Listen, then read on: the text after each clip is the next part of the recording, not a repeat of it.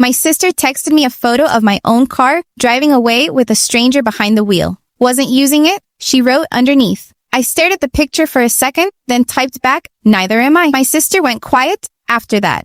10 minutes later, she called 4 times in a row. I let every single one ring out. My name is Delaney Foster.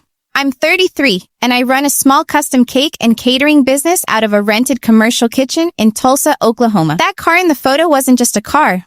It was a 2019 Ford Transit Connect, wrapped in my business logo, loaded with a warming rack, delivery crates, and a standing Saturday wedding order worth $1,100 that I hadn't picked up yet. Before I tell you what my sister actually did to get that van sold in under 6 hours, tell me something. Are you the sibling who always fixes things? Or the one who always needs fixing? I want to know who's watching this. I had left the van parked at my parents' house Thursday night because my own driveway was being resealed, just for 2 days. I told my mother exactly that.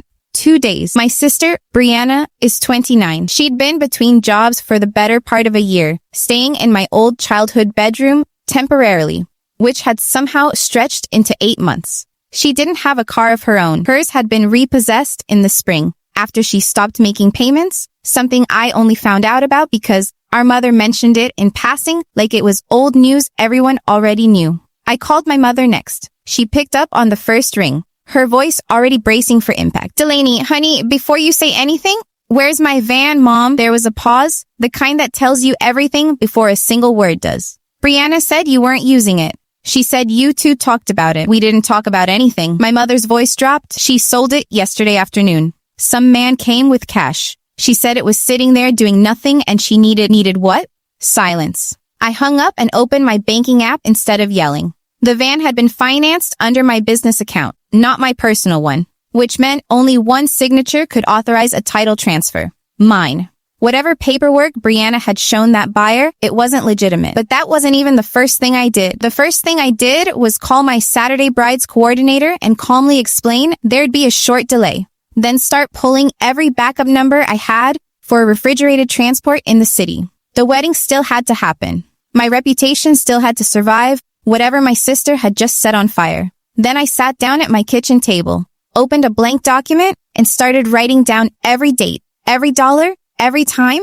In the last 4 years, I had quietly handed my sister something and been told later that I owed her more. By the time I finished the list, it was past midnight, and I already knew exactly what I was going to do with it. I called my aunt, Nadine Cross, the next morning before I called Brianna back. Nadine had never sugarcoated anything in her life, and I needed someone who wouldn't tell me to let it go for the family's sake. She sold your work van, Nadine repeated slowly, like she was making sure she'd heard right. The one with your business name painted on the side, for cash, to a stranger. While I was asleep, Nadine exhaled hard through the phone. Delaney, this isn't the first time, is it? It wasn't. Over the last 4 years, I had quietly covered things so many times, I'd stopped keeping count. Until last night, when I finally wrote them all down. I paid 2 months of Brianna's rent when her old apartment lease fell through. I covered the deposit and first month on the place after that. I put $300 toward her car payment more than once, back when she still had a car to make payments on. When her phone got shut off for non-payment, I put it back on my own plan and never took her back off. None of it had ever been a loan. I never asked for interest, never asked for a payment plan. I gave it because she was my sister. And because our mother always said family helps family. What I hadn't realized, sitting there with that list in front of me, was that Brianna had never once treated it as help. She'd started treating it as access. She told Mom you two had already talked about the van, Nadine said. Did you? Never. So she lied to your mother to make this look smaller than it was. That detail sat with me for a long moment. It wasn't just that Brianna sold something that wasn't hers. It was that she'd built a story around it in advance. One designed to make my anger look unreasonable before I'd even found out. I opened my banking app again and canceled the phone line I'd been paying for 8 months. Voluntary. I stopped the standing $300 transfer I still sent her every month for gas and groceries. A habit I'd never actually ended after her car was repossessed. Voluntary. I did not touch a single account that belonged to my parents. And I did not take 1 cent that was rightfully anyone else's. I only stopped giving away what had always, quietly, been mine to give. Then Brianna called. I answered on the 3rd ring. You didn't have to go silent on me, she said, like I was the one who owed an explanation. You sold my van. You weren't using it. It was just sitting there. It was sitting there for 2 days because my driveway was being resealed. I told Mom that. You knew that. I needed money, Delaney.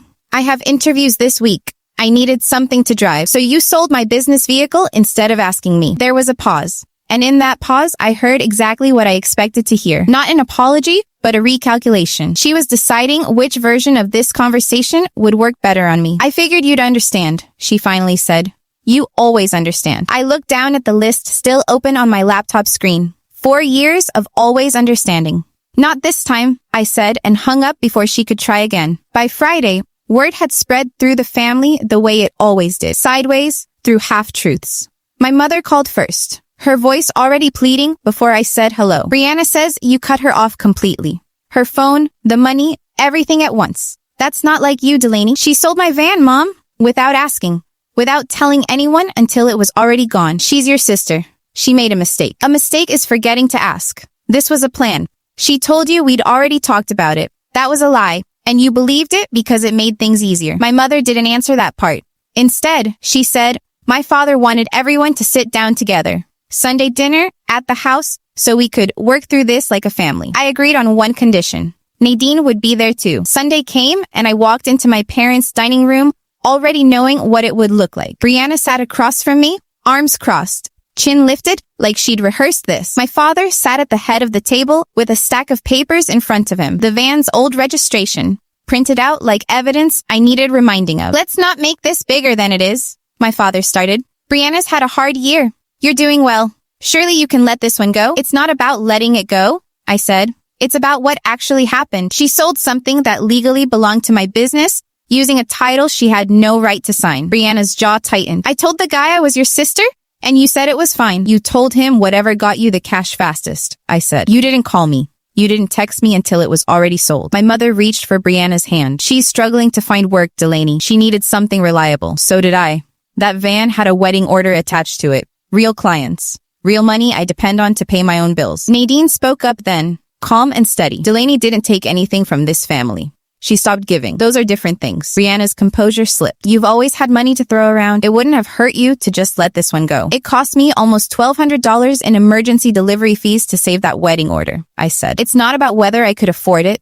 It's about you deciding, without asking, that my business wasn't worth protecting. My father tried again, softer this time. What do you want from her? An apology? Money back? I want the title transfer reversed, and I want the buyer's contact information so I can sort out the paperwork properly. That's it. I'm not asking for a single dollar beyond that.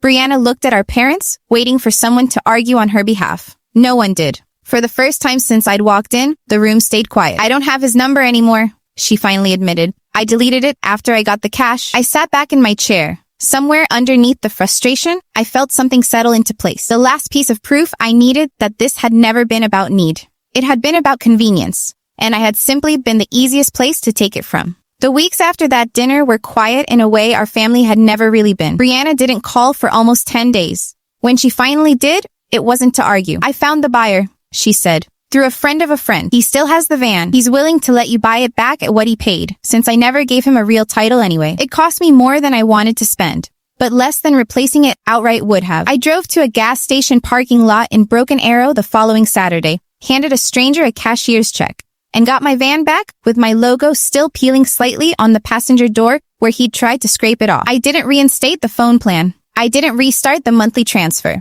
Some things, once they end, are meant to stay ended, even after the anger fades. Brianna got a job 3 weeks later, a customer service position at a logistics company off the interstate. It wasn't glamorous, and she complained about the hours, but it was hers. She moved out of my parents' house not long after, into a small apartment with a roommate she'd met through work. My mother told me this the way she told me everything now, carefully, like she was still measuring how much I wanted to hear. I saw Brianna again at my father's birthday in October. We didn't hug like nothing had happened. And we didn't pretend the van had never been sold, but she thanked me quietly in the kitchen while our mother was distracted with the cake. I should have asked you, she said. I kept telling myself you'd say yes anyway, so it didn't matter that I didn't ask.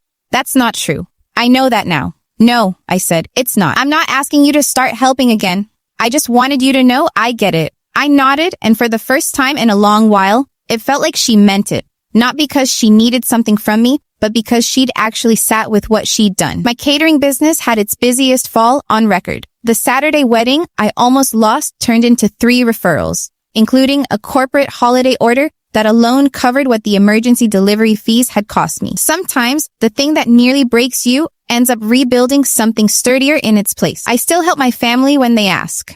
I helped my mother repaint her porch in September, and I covered part of my father's cardiologist copay without a second thought, because he asked and because that's what an actual request looks like. The difference now is simple. I give when I'm asked, not when someone assumes. Brianna and I aren't as close as we used to pretend to be, but we're honest with each other in a way we never were before. She calls sometimes just to talk, no requests attached, and I've started answering those calls easily, without bracing myself for what she needs this time. My van still smells faintly like cinnamon and vanilla from years of deliveries. It's mine again, parked in my own driveway every night, exactly where I choose to leave.